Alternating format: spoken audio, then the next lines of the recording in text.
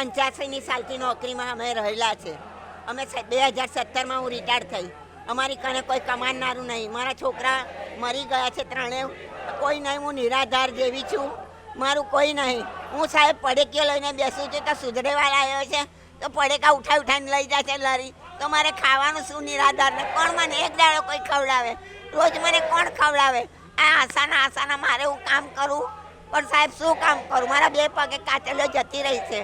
મારું કોઈ આધાર નથી કે મારાથી ગળા છૂટકીને પાણી લેવાઈ જવાય એવી નહીં મારી પરિસ્થિતિ સાહેબ.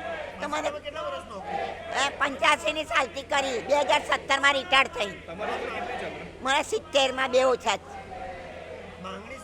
અમારી પેન્શન કરો, મને પેન્શન આલો તો સાહેબ હું રોટલો તો ખાઈ શકું ને. મારે છોકરા નહીં, કોઈ નહીં, નિરાધાર જેવી છું. બોલો ના.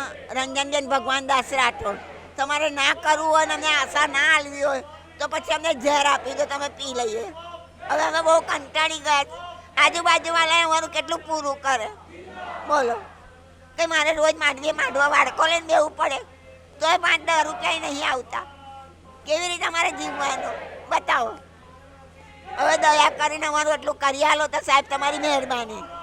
બસ અમે બીજું કશું માંગતા નહીં. અમારે પેન્શન ચાલુ કરી દો સાહેબ, તો તમારા આધારે અમે જીવીએ, તો તમારા હોશિયારા રહીએ કે હા ભાઈ મારા સાહેબ અમારી પેન્શન કરે છે. સાહેબ અમારું કરો સાહેબ.